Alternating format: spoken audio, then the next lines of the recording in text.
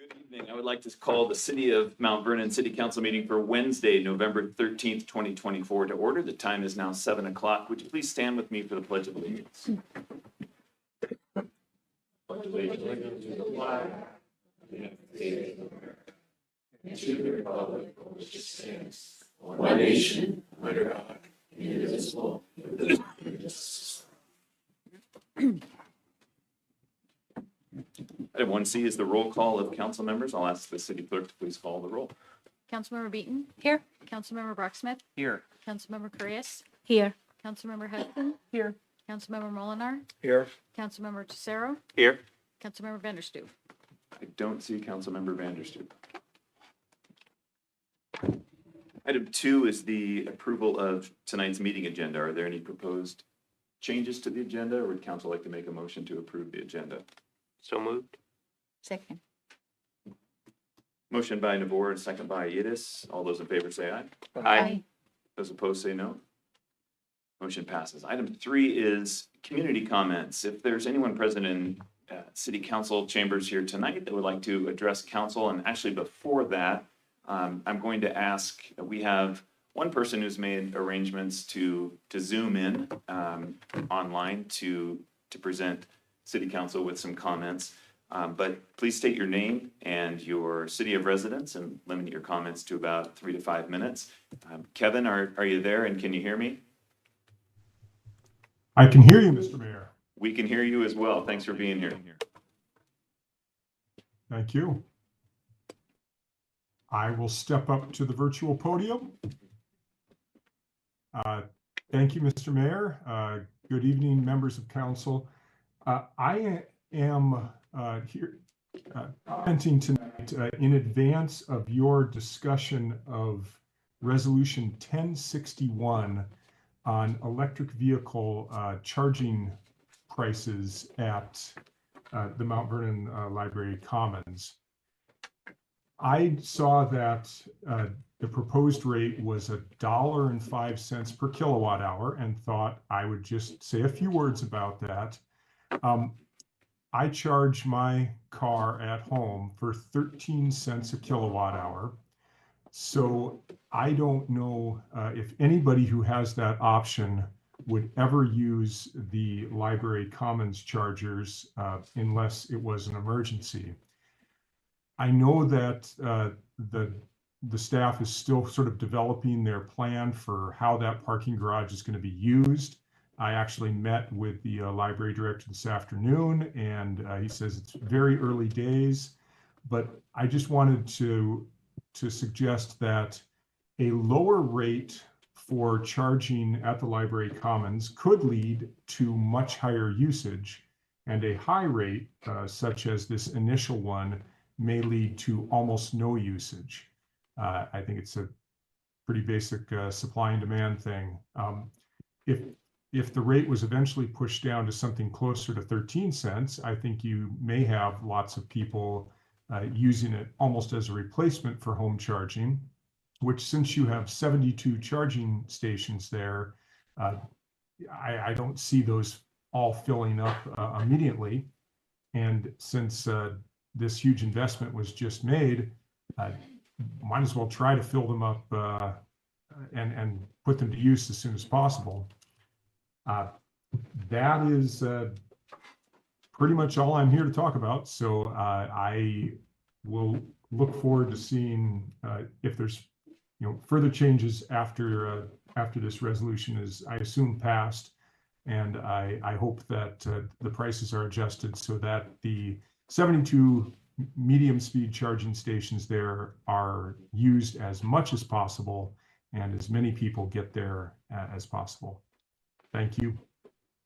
Mr. Moss, thank you for joining us tonight. Thanks for looking into that item and for your comments on it. Appreciate it. If there's anyone else in council chambers who would like to address city council, please come on up to the podium here in the front. And again, just state your name and city of residence and limit your comments to about 3 to 5 minutes. Hello. Hey, how you doing? Good, welcome. Thanks. My name's Matt, Matthew Peterson. Nice to meet you all.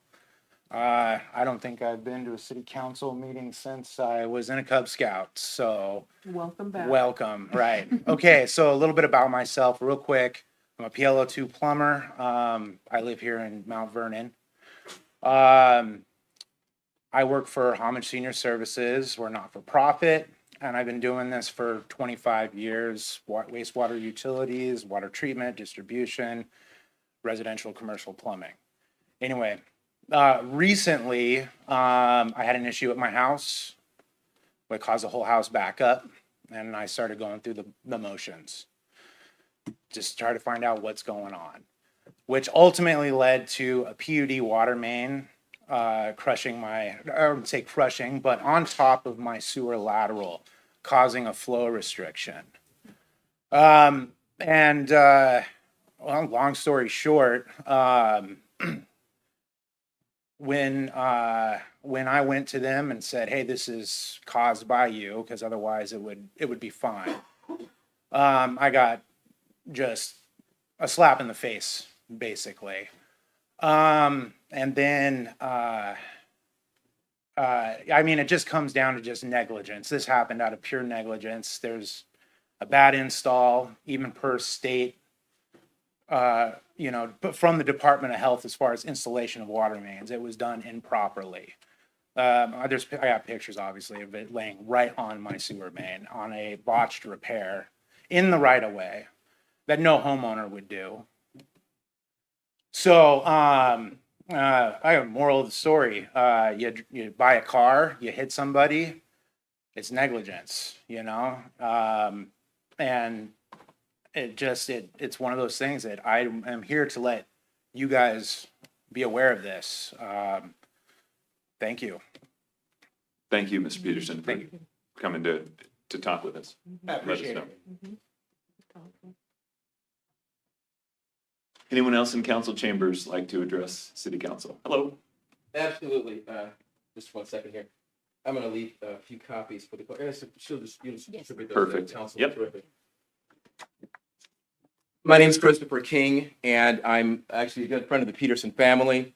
And I just want to tell you, when you look up truth in Webster's, you see a picture of this guy.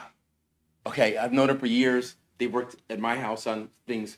And this family has been through some immensely challenging times in ways that I won't detail to you right now, but I mean challenges of the worst kind.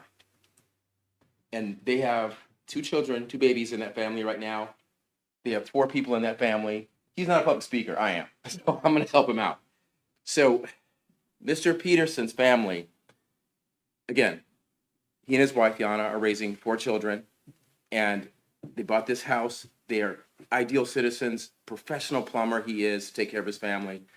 And it's a situation where he and his friends arranged with the city that they were allowed to fix this system because of their experience and their professionalism. So they did it. But in so doing, they discovered that there was a reverse grade, a back grade out at the curb site. So you're here in the house, and this is literally 500 feet from the $60 million library, right? And they're right in the shadow of that on 109 Stupalmi. And if you're facing southward, and the railroad's over here, that's where their lateral ran out. And across that lateral, in the east-west, is the water main.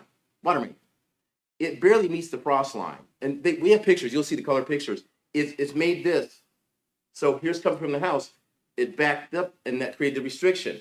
He could run a 100-foot snake out to the line, out to the curb, but when he tried to put something larger through, like a camera, couldn't get through because the sewage is coming back.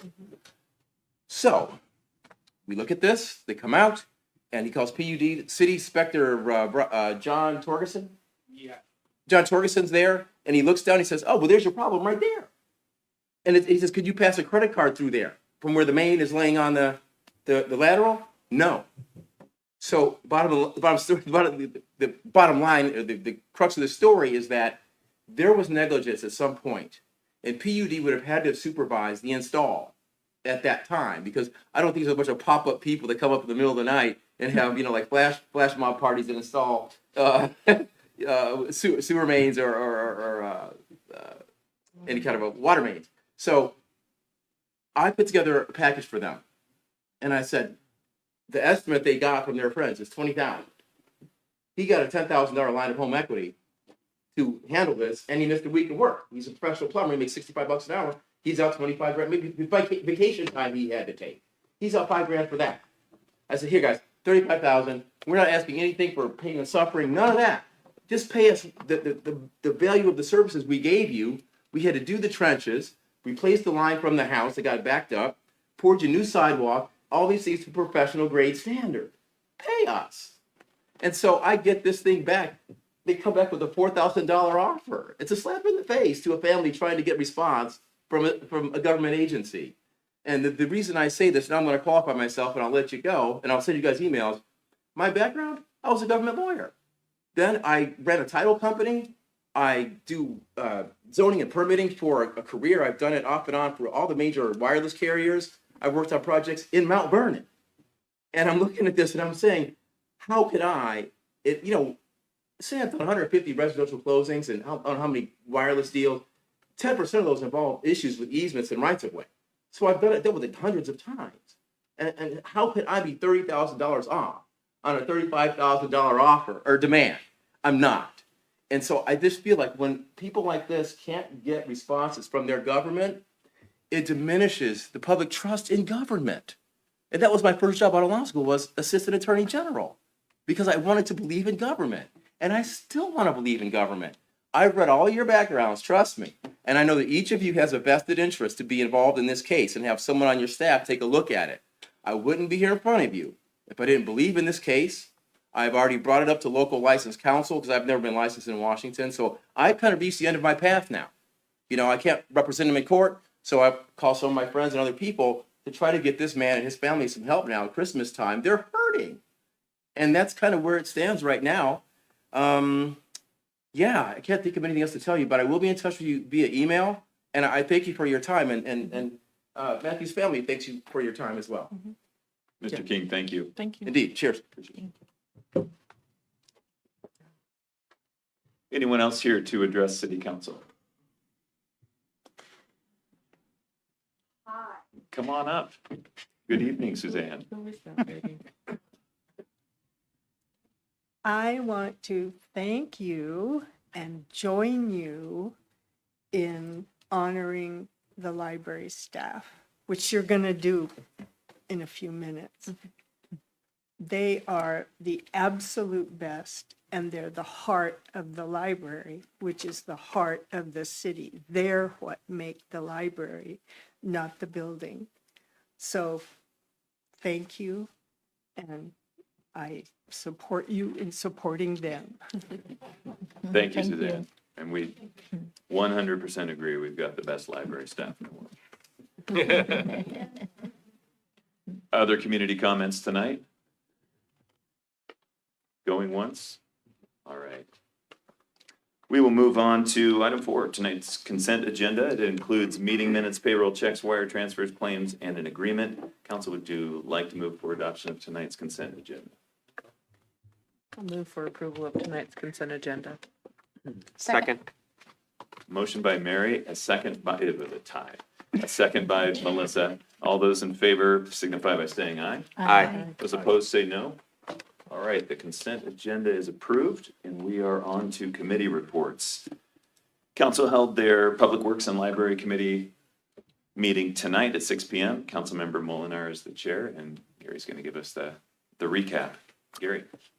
Pretty quick report here tonight. After approval of our October 9th, 2024 minutes, we were led in budget discussion with Doug Valesky, and it was pretty quick. We've been in this for a couple months now, and we're getting closer. We had a little situation. We're possibly even going to pass it tonight, but we ran into a little issue with Sketchville Herald not posting it, so we're looking at more like December 6th? Second.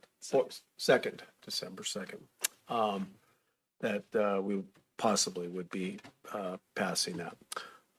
Then we had some draft updates by Stacy Pratchner, who is in our development services. We're looking at recouping some of the fees that we should be charging on some of our developers' fees. And so we kind of had a little discussion about that and possible rises in those fees. And at the end, we had agenda request and close the meeting at 6:36. Thanks, Gary. Last Wednesday was a public safety committee that, like so many of our committees lately, turned into a budget committee. Councilmember Beaton chaired that one. Melissa, you've got the recap on that meeting from last week. I do. Thank you, Mayor. Yep, we met last week, Public Safety, and we talked about the budget. We wrapped up with the remaining departmental budget presentations. So that's TV 10, fiber optics, Public Works. Public Works includes our surface water, wastewater, capital programs, equipment, ER&R, general facilities, streets, list goes on. And then once those presentations were over, we had a discussion on preliminary adjustments to what had previously been presented to us. I think staff really heard that it's important to council that we fund 3 in our fire department and 3 in our police department. So some adjustments have been made. And we're going to get to an authorization of 2 in the police department, 3 funded, but 2 will come on in July, 3 for fire in August. We're going to get there a number of ways. We're going to hold off on filling some positions, and we're increasing fees in development services so that they meet the cost of delivering those services in today's dollars. The city gets there by complying with chapters 35 and 44 of the RCWs. Which chapters are those? Those are the ones that, we basically have to show our homework. How did we get to these figures? We can't just pull out figures because it fits our need. So we did that, and then staff had heard that, we want to make sure that those fees are adjusted yearly, based on the CPI. And then not all fees were increased, but a number of fees were increased. Some fees were increased in that department in 2019. And then that was it. We wrapped up after that. But it was a lot. It was a lot, and I didn't even keep the time. Thanks, Melissa. All right, item 5B tonight is council member comments. Are there any council member comments tonight? Going once? All right. We will move on. Item 5C is mayor's report. And I am a couple of days late, but we didn't have a meeting on Monday. Tonight's the city council meeting that's closest to Veterans Day. And I just want to take a moment to recognize and to thank some of our City of Mount Vernon employees who have served their country in the armed forces. We have a number of them in the attorney's office, Arn Denny. In the fire department, we have Scott Cleve, Brian Harris, Greg White. In IT, we have Jamie Hilt. And police, we have Mike Don, Dakota Hinton, Russ Layton, Kirby Music, Ivan Ocampo, Mike Outson, Paul Shaddy, Brett Thompson, and Natalia Wilson. In Public Works, Chris Phillips, Blaine Chesterfield, Jason Brickley, and Todd Dean. I just wanted to recognize them, say thanks to all of our city employees who served, and thank you to all of the veterans in our city and beyond who have sacrificed comfort and safety and their own well-being for the security of our country. We appreciate you all. Also finally tonight, wanted to invite you to join me next Tuesday morning. That's the 19th of November at 11 a.m. for Mayor's Coffee. This month, we're going to be at another local business. This one is called White Branches. They are located upstairs in the Old Town Granary Building.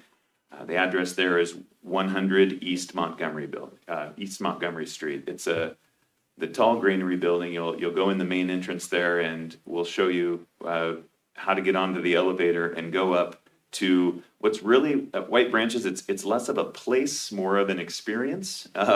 They are a tea room, they're an emporium, they are a cabaret theater. They are absolutely unique and an immersive experience that I would not be able to adequately describe here. So if that's not enough to entice you, please come and check this place out. But also come with questions to talk to me about what you like, what you don't like in our city. Come with your ideas.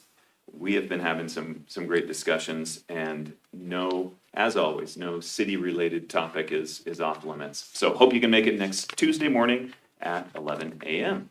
And that is your mayor's report for November 13th. Thank you, Steve. Item D, council, it's committee agenda requests. Do we have any committee agenda requests that we didn't get to in committee? All right, we will move on. We're heading on to new business, item 6, under new business. Oh, this is a fun one. This is the recognition of some staff members. These are staff members who went way beyond the scope, I'll say, of their normal duties to ensure that the city's largest public infrastructure investment, the Mount Vernon Library Commons, not only got fully funded, but also got opened up to the public. We, of course, had our ribbon cutting ceremony at the end of September, and that was a great event where we got to thank our elected delegation for securing so much state and federal funding. But honestly, tracking the details of a $60 million project, everything that goes into that, it is mind-numbing. Ensuring that every grant dollar is tracked, that it's spent appropriately, coordinating the planning, the inspecting, the construction, all of these tasks required a number of our staff members to step up and do way more than they normally would do in their day-to-day roles for the city. So I want to publicly recognize these all-stars tonight, and I want to thank them from the bottom of my heart for going above and beyond to serve the residents of the city and to make sure that our library, our community center, our commercial kitchen, our parking garage, our massive investment in the city's economic future that, by the way, required no tax increase for our residents, opened its doors and became the community gym that it was intended to be. So, council, this is what I'd like to do. I've got a little something to hand off to some staff members, and they're gonna get a photo. I'll be up there. If you all are back here, okay, let's do this.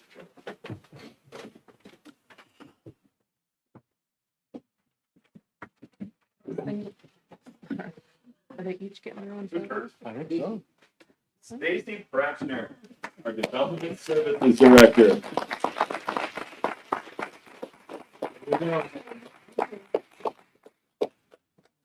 Congratulations. Thank you, Mayor. Here's our photo, our Okay. photographer. Does it work, Candy? It does. I'm not seeing Melissa back there. There, I'll go in that little hole here in the space. 3, 2, 1. Thank you. Thank you, Mayor. Pleasure to be involved with the project. Yeah, well, that's nice. Jennifer Berner, our Parks and Rec Director.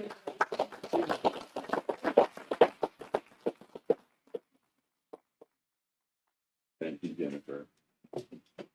Something for your office. Are we good here? Yeah, Okay. there we go. 3, 2, 1.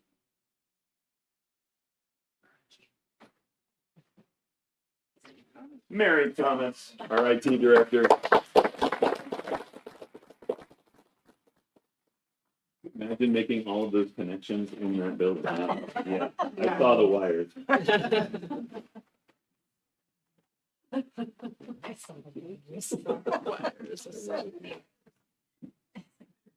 Oh my.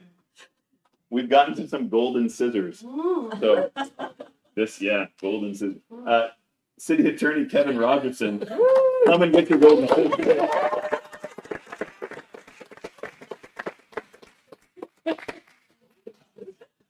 Kids love that.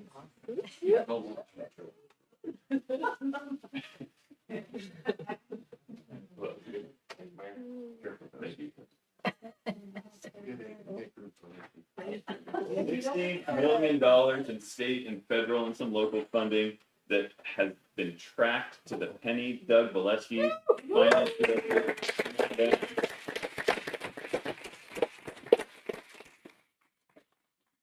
And how many sleepless nights will the funding come in?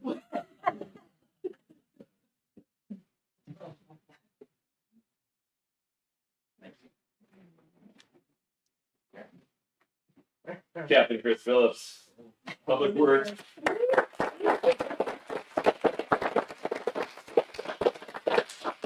The coordination, the headaches, the. Thank you, buddy. That's not good enough.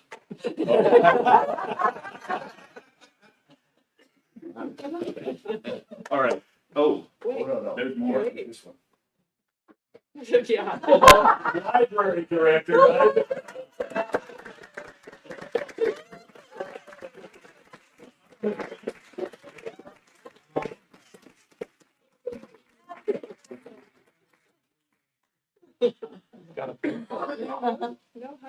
right. Uh-huh. Oh, yeah, we can hug. All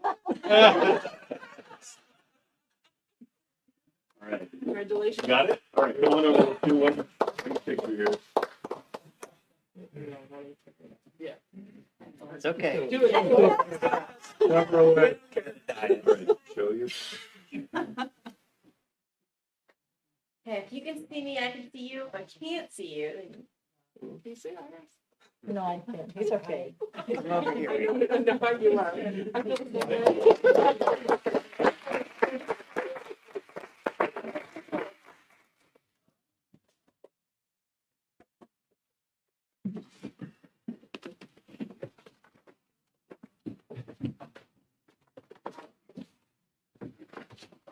All right, moving on in our agenda, item 6B. It's a public hearing for the 2025 city budget. This is the first of two public hearings that the city will hold for next year's budget. So the second hearing will take place on December 2nd. You'll get probably a more thorough overview of it from our city finance director, Doug Valesky. Yeah, public, if you are interested in obtaining a copy of the draft budget, that's available online. It's also available at the city finance department. So you can take a look at those. If you have questions or concerns, feel free to email those in or come in and talk to us either, well, tonight if you're here for this or on December 2nd. Doug. Thank you, Mayor. Good evening, council members. So tonight, the city of Mount Vernon is holding a public hearing to discuss the 2025 preliminary budget. The preliminary budget document, like the mayor with the mayor's submittal letter, summarizes the detailed information the city council has in the 2025 budget binders. As the mayor just said, that this right now, these are posted to their website, and we can also pick up a hard copy with finance. During discussions with city council, there have been some discussions to the preliminary budget document, and I just wanted to address those tonight. So these items include in the city council budget, there's a decrease of expenditures by $113,968 for moving several line items into the non-departmental budget. These include the Association of Washington City Dues, Economic Development Association, Friendship House contributions, Skagit Domestic Violence Services, and Skagit County Senior Services. And then there's a corresponding adjustments as additional expenditures to the non-departmental fund. In the police department, city is authorizing 3 new police officer positions in 2025, but they will remain unfunded, but we'll use those authorized positions to look for additional funding or grants to fund those. We will be adding 2 police officer positions starting on July 1st of 2025, and this is an increase of the budget of $148,732. In the fire department, we'll be decreasing salary and benefits line items by $83,190. And this adjustment is to move 50% of the nurse practitioner position from fire back to our Fund 123 for integrated outreach services. This is where it was originally funded. We'll also be reducing overtime expenditures by $105,000. And then an office assistant 2 position will be unfunded until January 1st of 2026. This is a reduction of $57,080. We will be authorizing 3 firefighter paramedic positions in 2025, but will remain unfunded. But again, we'll be using those to look for additional funding and grants to fund those. And then we'll be adding 3 new firefighter positions starting on August 1st in time for the academy of 2025, and this will increase the budget by $180,078. In our non-departmental fund, we're decreasing our Skagit County Department of Emergency Management expenses by $14,000 from a new estimate that they provided to us. We'll be increasing revenues by $100,000 to account for increases in our development services fees, increasing expenditures in the amount of $40,000 to increase the amount to the Mount Vernon Downtown Association for their Main Street program, and then decrease expenditures in the amount of $30,000 to account for the credit received from our Department of Revenue's Main Street program. In our Fund 106, our Tourism Promotion Fund, there's an increased expenditures of $7,500. This adjustment is a recommendation from our LTAC that's our Lodging Tax Advisory Committee, to award Bakerview BMX funding for gate and fencing improvements. And then in Fund 123, Affordable Housing Sales and Use Tax, again, this is an increase to that sales and benefits salary and benefit line items of $83,190 that we moved from the fire department. In our 501 Equipment Rental and Reserve Fund, there's an increase of fuel expense by $52,500 and an increase in the vehicle and equipment capital expense by $185,000. This is an adjustment for a portable generator and the surface water and 2 electric heavy-duty haulers and a John Deere mower and wastewater. Those items are fully funded and scheduled for replacement in Fund 501. So with these adjustments, the city budget, as proposed, consists of 43 funds and supports 267 full-time and approximately 57 part-time employees. The total 2025 proposed budget for the city of Mount Vernon is $104,070,912, which is a 22.1% decrease compared to the 2024 budget. And that's mainly due to a decrease in our capital expenditures from our Mount Vernon Library Commons project. Total governmental operating funds budgets for 2025 total $47,340,415, which is a 10% increase compared to 2024. So the preliminary budget will continue to be adjusted for council's direction prior to adoption with a detailed list of these adjustments. The preliminary budget document has not been adjusted for any of these additional modifications. And as the mayor stated, we will have on December 2nd a full presentation with all adjustments for the final budget public hearing. So with that. Thanks, Doug. Doug, I know that presenting a balanced budget is within our scope of duties every year, but I feel like you should get like a golden calculator or something. Golden abacus. It's everybody. It is, and council too. Council, do you have any questions for Doug? I feel like we probably are budgeted out and we've got all our questions answered. So with that, I will open the public hearing for the draft 2025 budget for the city of Mount Vernon. Would anyone like to speak on the budget tonight? Any public comment for the 2025 budget? Seeing none, I will close the public hearing. And we will, again, on December, did you want to? Oh, no, Okay. I thought if I could put in $35,000 line item for my friend, we could do that. Noted as a budget request for, we'll jot that down. Sure.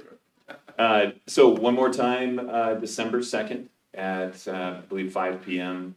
on the 2nd, we'll hold another public hearing. We'll also have a more extensive overview with some pictures of the budget. So thanks, Doug. All right, thank you. Item 6C is the approval of an agreement amendment with HKP Architects for the Mount Vernon Library Commons project. And Public Works Director Chris Phillips has his thing. Chris. Hi, thank you, Mayor. Good evening, Council. For the next 2 items, I just wanted to make sure that the public as well as the council is aware that currently the city is maintaining costs for the Mount Vernon Library Commons project within allotted contingency funding. So we're within the budget, and these next 2 items that I'll be bringing before you are contract amendments. City staff recommends City Council authorize the mayor to enter into a contract amendment with HKP Architects LLC for additional services to complete the Mount Vernon Library Commons project in the amount of $108,416.19. The rationale for this is just we've had just a few delays going through, working, and we've had some change orders that we're working through. This extends the contract through the 31st of December, 2024. One item to point out here is the last sentence in the introduction and background is that to note that HKP will only bill for actual services used during the final contract amendment period. So it's almost like a cost of just their time and if there's any material that's associated with it versus other charges that they could charge. City staff recommends, again, that City Council authorize the mayor to enter into a contract with HKP Architects for additional services to complete the library commons in the amount that I previously stated. Council Pending any for- questions. Council would entertain a motion for the agreement. I'll make a motion that council authorize the mayor to extend the agreement with OAC. Second. Motion by Melissa, second by Gary. Any discussion on that? Is this OAC or is this HKP? Oh, This would HKP. be HKP. I was reading ahead. Thanks, Thank you. Good job. Sorry about that. Do you feel the same way about the HKP contract? I certainly do. All right, we'll keep the motion on the floor. Any other discussion on this one? All right, all those in favor signify by saying aye. Aye. Those opposed say no. And agreement passes. Item 6D is OAC. OAC. Thanks. Council, this is a contract amendment as well for the project management. City staff recommends City Council authorize the mayor to extend the agreement with OAC Services for the Mount Vernon Library Common project management services not to exceed $132,400.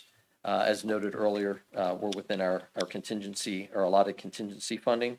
OAC was contracted to provide project management services beginning in March 1st, 2022 through substantial completion, bless you, which is expected to be, I have here November 2024. It could be November, December 2024, but we're working through that. With final completion anticipated by by December 2024. And then to end of the warranty period, which would be Q4 of 2025. So much like anything new that comes in, just like a house, we get a year, they'll be on board with us to make sure if we have any punch list items at the end of that year, that they get addressed with our construction crew, with lighting. City staff recommends City Council authorize the mayor to extend the agreement with OAC Services for the Mount Vernon Library Commons project management services not to exceed the amount previously stated. Questions for Chris on the OAC extension? I'd make a motion to authorize the mayor to extend the agreement with OAC Services for Mount Vernon Library Commons project. Second. Motion by Gary, a second by Nabor. Any discussion? All those in favor say aye. Aye. Those opposed say no. And the motion passes. And just for everyone's awareness, council and the public, 3rd Street is open at Kincaid. Yeah, we're celebrating. Success. And knock on wood, it won't be closed again. All right, item 6E is the approval of a resolution that will set electric vehicle charging rates. Chris Phillips is presenting this. It would be resolution, I believe, 1061. Thank you, Mayor. There will be one caveat to this as I share with you. When I initially did the research on this, it was just getting a rate for the level 2 chargers. It was brought up earlier, or just this week by Steve, that, hey, the fast chargers, the level 3 chargers actually charge at a higher rate. Therefore, there should be something there. Did the research today on that, and I have a proposal or an amendment to this particular request. So city staff recommends the city council resolution to authorize the mayor to set electric vehicle charger rates for the Mount Vernon Library Common at $1.05 per kilowatt hour. Additionally, we would have the level 3 chargers. The rate there would be set at a request of $2.40. What you'll find there is that in level 2 chargers, level 3 chargers are about 2 to 2.5 times the cost of what a level 2 charger is, just because it happens faster and there's more electricity that's going to be used and produced for the car to charge it. So one of the things I wanted to just bring up to you, that it wasn't that I just picked a number arbitrarily out of the air. So if we go to the introduction and background, I think I can explain how we got to the point that we are now. And again, this is a purely councilmatic action. If you don't like what we're doing, send it back and I'll take another look at it. City staff conducted analysis on EV charging rates by utilizing the PlugShare EV charging website, which was actually recommended to us by NLX prior to them going bankrupt. And going through that, this is a website that if you go to it, you can Google it. It has national implications of where chargers are and what the charging rates are. You could dig down into Seattle. I focused my attention on northern half of Snohomish County, southern half of Whatcom County, and Skagit County. What you'll find when you look at that EV charging rates varied from free, zero cost, to $2.50 a kilowatt hour, which I would have found out was for the level 3 chargers. And the ones that are for Tesla, there are some that when you go to this website, they don't let you know. So you get surprised when you go there to plug in and charge. So there's a variety of things that could happen here. One of the things I'd like you to, just for your consideration, was I discussed this with industry EV charging experts to better understand, again, the annual preventative maintenance requirements. So this is almost like having a mini general fund for EV chargers. So I don't want to come back to you and say, hey, EV chargers down. I used a cooperative purchasing agreement with the state, and I'm going to ask for $10,000 to go ahead and purchase a new EV charger, and somehow we got to find that money. This is almost like having one of our enterprise funds. So in it, you have annual preventative maintenance, you'll have lifetime maintenance and operational costs associated with it, the EV life cycle for a charger, and then replacement costs. Industry experts recommended treating the EV charging program similar to a public works enterprise fund. So that's how the rate structure came into play. So factoring in all of those things, one thing I didn't add in here was staff time. Okay, somebody's got to manage the system. Somebody's got to be able to work all that, and that comes into our general facilities staff, more importantly, me. So there's some time there that'll be taken into account. City staff recommends City Council authorize the mayor to set the EV charging rate as discussed, $1.05 for the level 2s and for the level 3s at $2.40. Please note that the rates can be adjusted at any time by council. If you approve this now and you have other research that's being done, you can set or have me come back and present again with other factors, and you can change those just like you do with Stacy's information for those fees. City staff again recommends this resolution to authorize the mayor to set those charging rates pending any of your questions that I might be able to answer. All right, questions for Chris. I think Mr. Moss had some great points during community comments, which maybe we'll consider. I would want to highlight underscore Mr. Phillips' comment about this being a kind of a fluid process, right? We can change these as we go. If we find that we're not getting the usage that we want to get when we set these rates, then we simply adjust them. And that's something that you can do right here. So questions for Chris? Councilmember Hill. Thank you. Chris, did you seek out the information for the local in Mount Vernon charging stations? And Absolutely. where were they? So the $1.05 actually puts this, as I mentioned, you could go as high as $2.50 and free. So this is basically right in the middle of what those fees were. Some of the level 2s were as high as $2.50. Just in a kilowatt just hour. in Mount Vernon. Yes. Okay. That's what I just wanted to- Just to give you an idea, I think there's a total on the site or on that website. It gives you the numbers of where these EV charging spots are within the city. Some of them are located on private property. Right. And again, my son's got a Tesla. To Mr. Moss's point, absolutely. If he's charging at home, it's basically free. Sure. There's no doubt about that. No argument there. So hopefully that gives you a good understanding of that. It does. And I know that Kevin had also said something about the number of EV chargers we have in the parking garage right now, but is that what we have right now, or is that what the expansion could go to? No, right now we have a total of 72 Okay, that are installed, all 70 level 2s, 2 level 3 chargers, and we are purchasing the others. When Enelux went bankrupt, right. we had to make some changes, and we've got that. So the systems right now, if you want to think about it, you had a unit with a card reader that was on the top for credit cards. We've gotten rid of the credit card piece because we were able to use a company called Charge Lab to get these systems operational. So we've got that.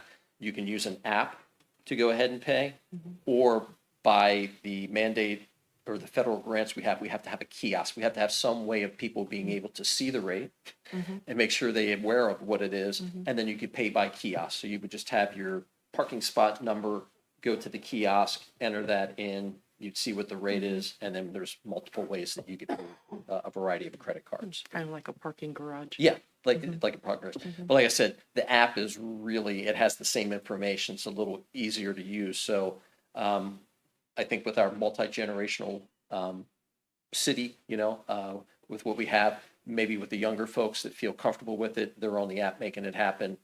Folks that are my age or older may feel more comfortable going to the kiosk because it's just easier to do. They can break out a debit card and done. Thank you. Yes, sir. I'm pretty unfamiliar with how charging an EV, how that works.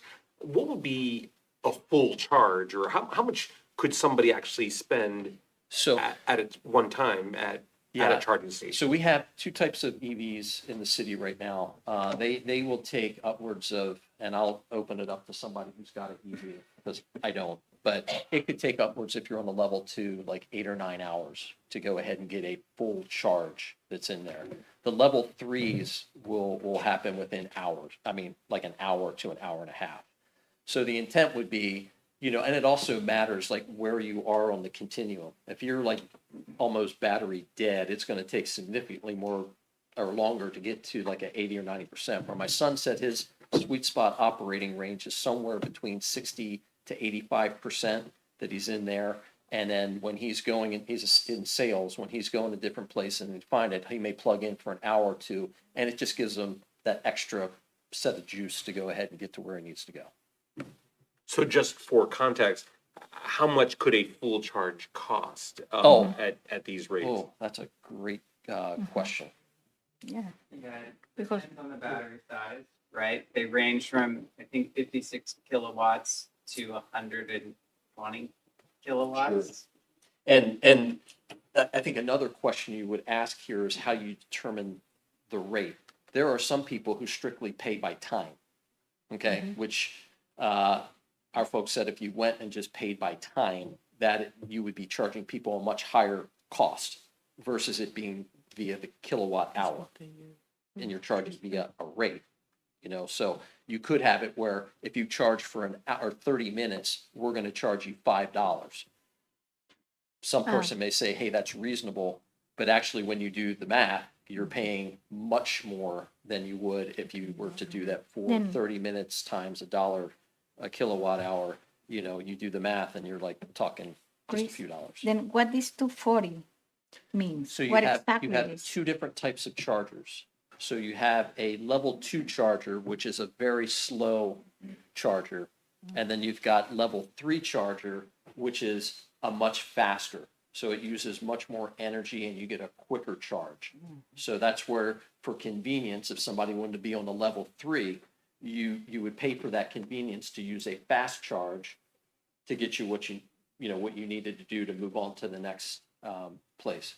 So when you think about the I-5, say if we were going from TJ up to Vancouver, BC, okay, the idea is that you would have a series of places you could stop along the way to be able to get fuel for your car, but here it would be electric charge. That's what really is the crux of when Mayor Boudreau was working this, is we're juxtaposed between Seattle and Vancouver, BC. What a great spot to be in. Bring people in for a few hours, get something, and then they would go and maybe get a bite to eat, hang out with Isaac at the library, do something like that. So that's kind of the intent behind it. To your point, Mary, you had 76 chargers, but we have the ability to go up to over 200. Okay. Real quick, Yes, sir. I need to know, is the level 2 in everybody's garages at home? Yes, that would be, That's a level 2. right. So he's saying, Kevin was saying that it's 25 cents a kilowatt hour, if I heard him correctly. 13 cents is what he said. Okay, but those are basically the same chargers. Similar charge. Okay. And again, that's something that you would, when you're done your day, you come in, you charge it up. When you know, obviously it's going to be plugged in for a number of hours, 12 hours, you're going to have a full charge when you're ready to go. Gotcha. For a Volt, which we have, you're talking about 220 miles to a charge. We just got the EV plug-in hybrids, which are the RAV4s. You're talking almost 600 miles on a hybrid. Just to kind of give you an idea, fully EV versus something that's a hybrid.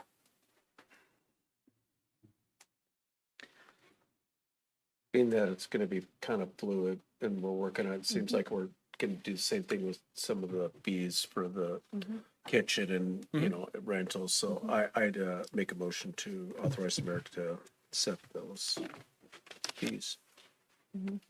Second. Motion by Gary and a second by Mary. Any council discussion? Yeah, Councilmember Broxman. Yeah, same. I mean, I appreciate that it's sort of full cost accounting, and so we're charging for the replacement costs as well. So it's going to be a little bit more expensive, but that's the difference when you're not at home, you're out, you're doing your thing. That's what it is. But I would also remind folks that we're not charging for parking, if I remember correctly. So there is no parking fee. So yeah, we're still a great deal, and I'd encourage you to come to Mount Vernon and check it out. That's a good point. Charge your car. That was it. That's early yes. All right, any other discussion? We will be talking more about this in the months ahead and seeing where we are. All in favor, please signify by saying aye. Aye. All opposed, say no. And resolution 1061 passes. Thanks, Chris. Item 6F is the approval of an agreement with David Evans and Associates for a culvert replacement, and Capital Projects Manager Frank Reinert's here. Hello, Frank. Good evening, Mayor, City Council. I will try and be quick because you've actually heard me and Blaine Chesterfield talk about this project a couple times already in past meetings. It took us a couple steps to get to this point, but what I've brought before you tonight is a recommendation that City Council authorize the mayor to execute a contract amendment with David Evans and Associates to complete the final design and permitting services for the Carpenter Creek Hickox Road Fish Passage project. So just to touch briefly, we've had David Evans under contract already to do preliminary design through approximately 30% or so of the design. This is a project that is funded in cooperation with Skagit Fisheries, who is actually the agency that secured funding for this project. They went back to the state, to the Fish Enhancement Board, and secured additional funding, which we recently contracted with them for. So this now closes the loop and releases David Evans to proceed with the final design of the project. In general, we anticipate giving them notice to proceed. They're going to work through the spring and into summer of next year to finish the design of the project, and that will position us to be able to bid the project in the fall, winter of next year, and so get in a favorable place in line for contractors, both for the purposes of securing a good bid on the construction, but more importantly nowadays is securing a good position on the procurement of the culvert materials, which is very often the trickiest part of doing these culvert replacements in construction. And so with that, just to address it, the authorized contract to date was set at $190,000. That was the preliminary. This will add another $218,951 to the contract, bringing the total authorization to complete the design to $409,397. I'll take any questions you might have. Questions for Frank? All right, council, I'd entertain a motion, for the approval of this agreement with David Evans. Don't have any questions, but Brian Abbott, who's the Brian Abbott Fishberry Removal Board, is named after, was a good friend of mine. Great program. Thanks for all the work. So I'd make a motion to authorize the mayor to enter into agreement with David Evans. Second. Motion by Richard and a second by Melissa. Any discussion, council? All those in favor, please say aye. Aye. All opposed, say no. Passes. Thank you Brian. very much.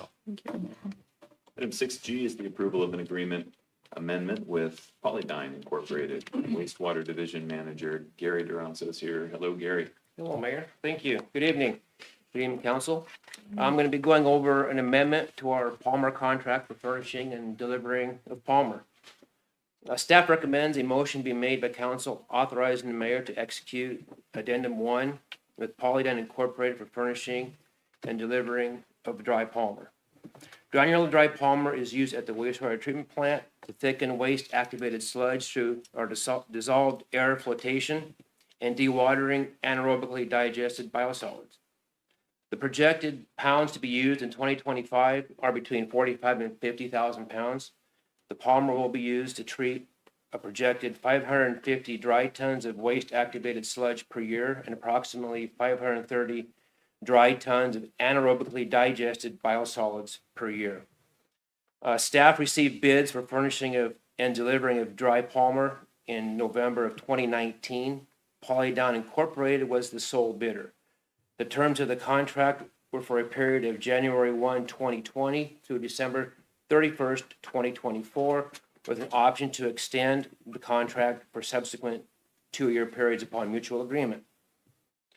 The wastewater treatment plant still requires the use of Palmer, and the contract allows for the option to extend for 2 years.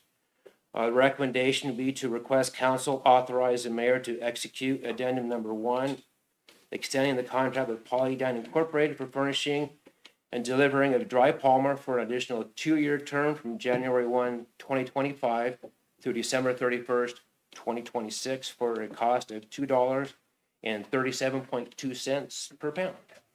Thanks, Gary. I love the technical lingo that we use to kind of disguise what we're talking about in the process. We just kind of... It's there intentional. Yeah, that's good. That's good. We should bring pictures. We'd get better ratings. Sure. I'll bring samples next time. Yeah. Questions for Gary? All right, entertain a motion. So moved. Second. Motion by Navor and a second by Edis. Any discussion, council?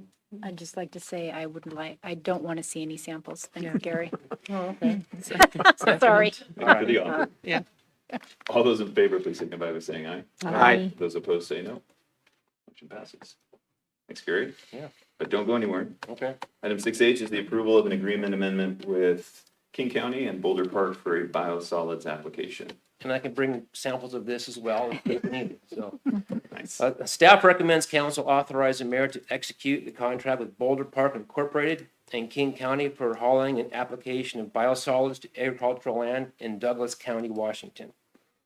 The city's wastewater treatment process produced solids byproducts called biosolids that need to be acceptably disposed of off-site. Hauling the biosolids to Boulder Park Incorporated for land application uses in eastern Washington is the most cost-effective disposal option for the city. A private contractor, Boulder Park Incorporated, works with King County Department of Natural Resources to apply biosolids to agricultural land in Douglas County, Washington, in an effort referred to as the Boulder Park Project. The city of Mount Vernon and other agencies contract with BPI for land application of biosolids. The Boulder Park Soil Improvement Project began in 1991 in order to beneficially enhance and fertilize soil using biosolids. The Boulder Park project consisted of approximately 40,000 tillable acres for dry land wheat production. The acreage is farmed and owned by over 100 participants. Our findings are disposal of biosolids with Boulder Park Incorporated in King County has proven to be the most cost-effective and efficient use of public resources. The city has used Boulder Park for over 25 years. Disposal costs with this contract will be $102 per wet ton, with annual adjustments for disposal costs using 100% of the annual CPI for Seattle, Tacoma, Bellevue. In 2024, we're projected to produce approximately 2,800 wet tons. And funds for biosolids hauling are a recurring budgeted item. Our recommendation be to request council authorize the mayor to execute the contract with Boulder Park Incorporated and King County for biosolids hauling and application of biosolids to agricultural land in Douglas County, Washington. Thanks, Gary. Questions for Gary? Or a motion? It's always so interesting to listen to Gary. Like I said, I can bring samples. That's, you know, Has that's, everyone had a tour of the? oh yeah, I facility? have. Okay. No, but thanks anyway, Gary. I really appreciate that. I would like to motion or make a motion that we authorize the mayor to execute the contract with Boulder Park to move our biosolids to Douglas County. Second. Motion by Mary and a second by Gary. Any discussion? All those in favor say aye. Aye. Those opposed say no. The motion passes. Thank you. Thank you, sir. Item 6I is an agreement with Trico Companies for Fire Station 2 lockers, and Assistant Fire Chief Brian Harris is here. Hello, Brian. Good evening, Mayor, Council. This is actually for Fire Station 3 lockers, just for point of clarification there. The staff is requesting that Council approve Mayor Donovan to enter into contract agreement with Trico to install built-in closets and desks into 2 bunk rooms located into Station 3. And while Station 3 is completed, when we did the councilmatic bond, we needed to do some cost savings on both Station 2 and Station 3. When we added those 2 new rooms, which took up some office spaces, we didn't install built-in lockers for the crews to be able to store their uniforms and sleeping items, personal effects, things of that nature with the desks. So we'd be looking to add those in. They would match the current 3 rooms that are there. And we would use the ARPA funding to complete this task of that station. So we worked with Doug Valesky on that aspect. We went out to bid on that. Trico was the lowest bidder to make that happen. It works out well because they're familiar with the structure as they remodeled and built it. So they were able to basically color match the other 3 bunk rooms. So it'll all be the same throughout for those 2 new rooms that'll be there. Staff concludes that Trico provided the lowest bid for this project. The total cost $12,830.31 with a recommendation to approve. Questions for Brian? I have no questions. I'll make a motion that council authorize the mayor to enter into the contract with Trico for the built-in closets and desk. Second. Moved by Melissa, seconded by the board. Any discussion? Those in favor say aye. Aye. Those opposed say no. Motion Great. passes. Thank you, Council. Thank you, Thanks, Mayor. Brian. Item 6J is the approval of a resolution to create a citizen advisory committee for land use and planning, and Development Services Director Stacy Pratchner will present this item. Stacy. Thank you, Mayor and Council. So this evening for the council's consideration is a resolution to authorize the formation of a citizen advisory committee. This is the first of 2 that we'll talk about this evening. This committee in particular would support the Planning Commission and by proxy the City Council in the periodic update of the comprehensive plan. State law, local ordinance, and also the public participation plan for the update all require and recommend respectively the formation of advisory committees to hone community input on key elements of the comp plan. In this case, this resolution would be focused on housing, land use. Ultimately, also discussion would probably go around transportation and also utility updates. Those are all elements of the comp plan that need to be updated. So with this draft resolution for council's consideration, a group of 10 to 12 citizens is proposed. There is a proposed list for your consideration of stakeholders. That list of stakeholders was developed based on the goals of the public participation plan in particular, which those goals are to center equity and broad participation in planning, particularly for future housing, land use, and multimodal transportation. If it's council's pleasure to approve the resolution this evening, the next steps would include the city and its comp plan consultant OTAC developing an advisory committee charter. So that's where we would establish the logistics of where the committee would meet, how often they would meet, their advisory role, which would likely be an advisory role to the Planning Commission, since the Planning Commission is itself the legislative advisory body to the City Council. And then those applicants who wish to be on the committee based on that stakeholder list would ultimately be brought to council, and then council would make the decision on which members would constitute the Citizen Advisory Committee. So thank you for your consideration. I'd be happy to answer any questions about the resolution. Questions for Stacy about the resolution, the process, any?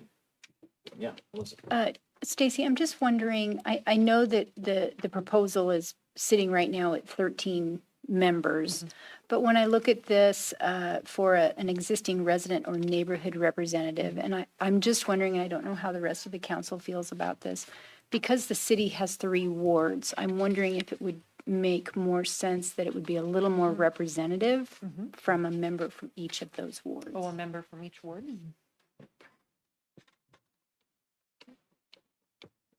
I like that idea. I thought we could use more neighborhood representation, so that's a neat idea. Thoughts on that or questions for, It's a good idea. okay, we got that note? Yeah, very All good. right. That's an edit I can make if the resolution's approved this evening. We can make that edit before it's signed. Sounds like council's in favor of that. How do people apply for this committee, or how do they find out about being able to serve on this? Yeah, sure. So once the charter is developed, we will post notice on the city's website. We have other ways to let the community know, posting in the newspaper. We also have our social media outlets, and OTAC can help us with that as well, and we'll get the word out. Since we have those defined stakeholder groups as well, we'll be doing our own, we can do personal outreach as well. Okay. Councilmember, I would also say that all of those things and folks already know. A lot of people They who are are already interested in asking. being on this Yes. already know about the process and they're already sending emails Applications. and phone calls. Yeah, Councilmember. Cruz. No, just, my question is, anybody in the community can apply for this, advisory committee? So Like a youth, somebody, it has to be older than 18 to apply for this committee, or can be somebody, younger? we have anticipated a young adult representative to be on the committee particularly, so that would demonstrably be someone 18 plus. 18 plus. You do not have to be an adult to be involved in the comprehensive plan update as a whole. In fact, the public participation plan anticipates specific outreach to youth. In the last comp plan update, there was outreach to high school groups specifically. Yeah. But for this particular list of stakeholders, we are targeting a young adult as to be one of the stakeholders.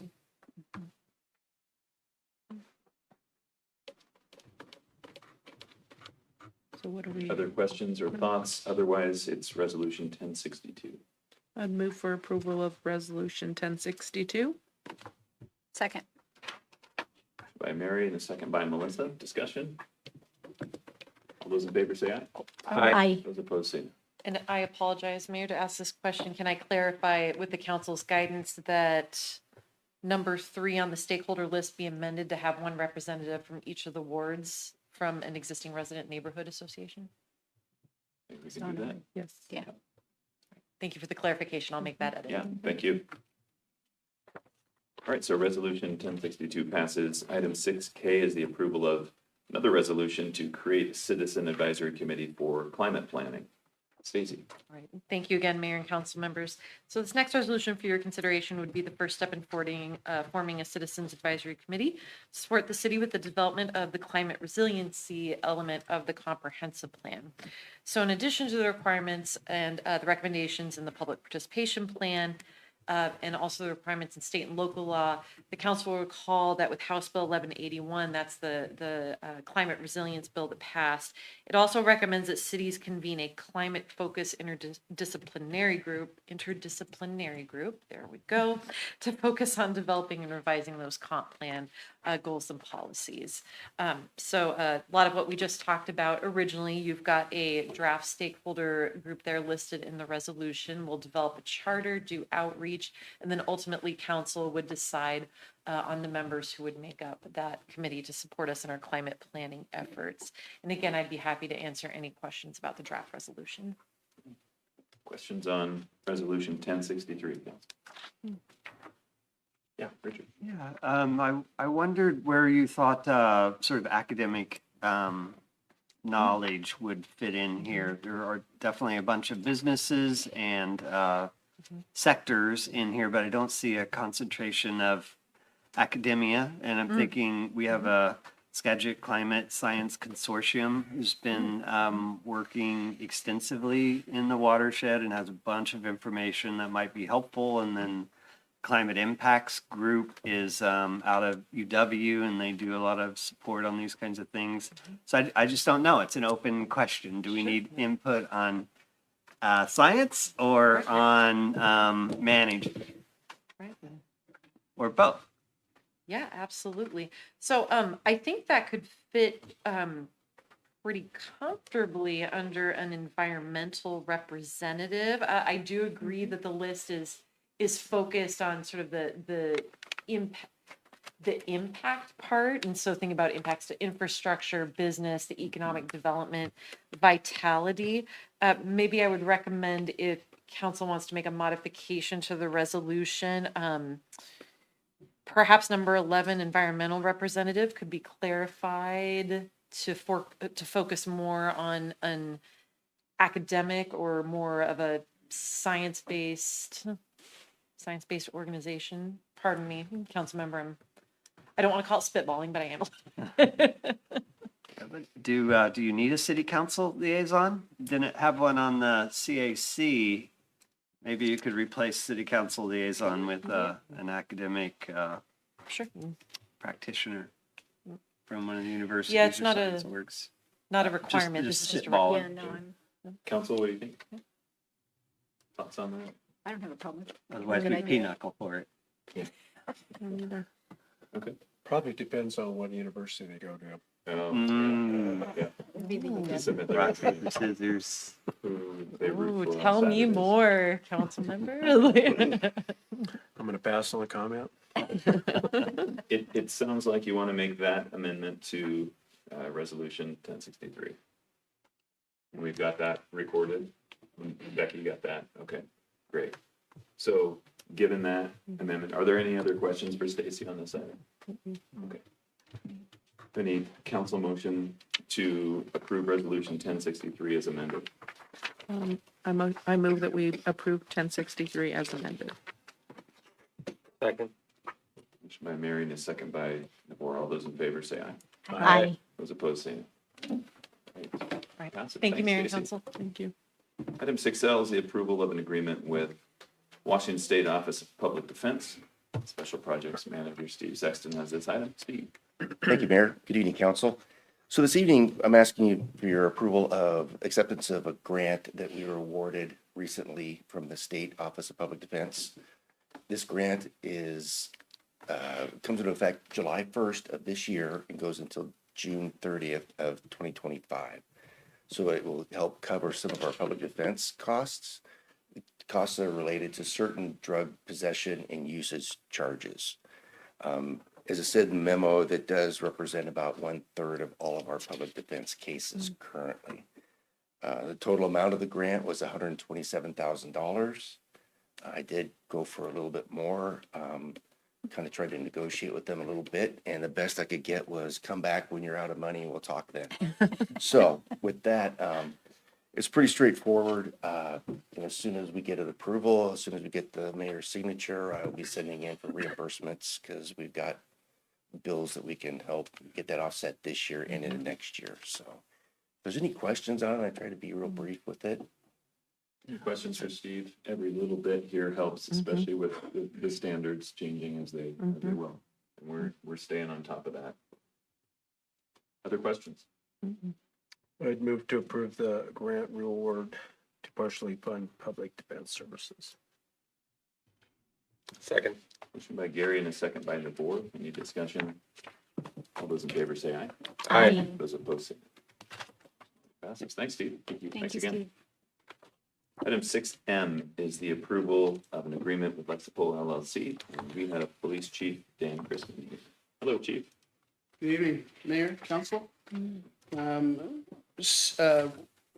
Seeking approval for the mayor to enter into this agreement with Lexipol. Lexipol creates a policy for the police department.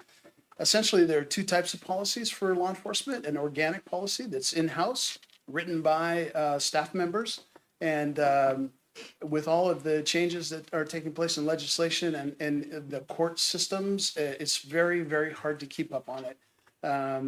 For instance, just this week, I received a letter from the AG's office asking for a copy of a policy that, we just don't have. So now I have to write that policy, but Lexipol will produce it.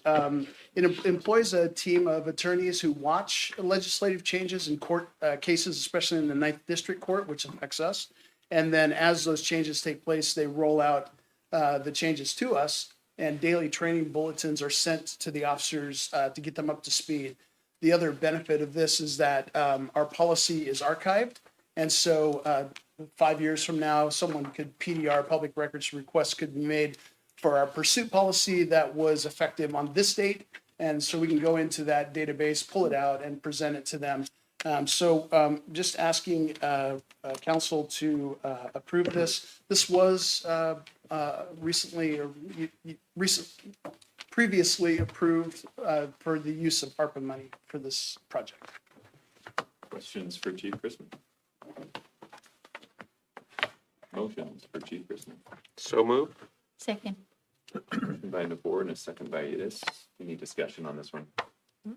All those in favor say aye. Aye. Those opposed say no. Motion passes. All right. Item 6N is the approval of an agreement with the Skagit County Interlocal Drug Task Force. Chief. Thank you. We, again, are just asking for the mayor to sign the interlocal agreement with the task force, which is known as SKIDU. We have a detective assigned to that task force, and they are out there interrupting criminal activity that is drug-related, everything from human trafficking to assaults and homicides. So we've had a longstanding relationship with SKIDU, and this is just a renewal of that agreement. Questions on this agreement? Motions? Mayor, Yes, sir. I didn't dive as deep into this as I should have. Is this all a sort of a in-kind funded thing that each department puts in required time for the system to work? That, and it's also funded through federal grants and some local grant mechanisms as well. Councilman. Oh, right, the task force. And is this have anything to do with the recent headline about sexual exploitation? Or is that a different task force? SKIDU was involved in that. They were doing some surveillance work during it, but that was multiple agencies across the state that were here in Mount Vernon that led to that headline. Okay, well, congratulations and thanks for your work on that. Appreciate that. Thank you. Thank you, Mayor. Well, this is a critical task force that has worked successfully in our county for a number of years. And the drugs that come up and down I-5 is unbelievable. And we had the task force before us earlier this year, and it's very, very eye-opening. And I cannot imagine not having this. So with that, I'll make a motion that council approve the mayor to enter into the agreement with Skagit County Interlocal Drug Enforcement Agency. Second. Motion by Melissa and a second by Gary. Discussion? All those in favor say aye. Aye. Those opposed say no. Thank you, council. Thanks, Chief. Oh, and item 6O is the approval of an agreement with Flock Safety for cameras. Chief. Oh. Oh. Council, this is also a project that was ARPA funded that has gone across your desk before, but we are looking to install 6 Flock license plate reader cameras within the city at strategic points of ingress and egress to identify vehicles that are either wanted or associated with crimes in our city.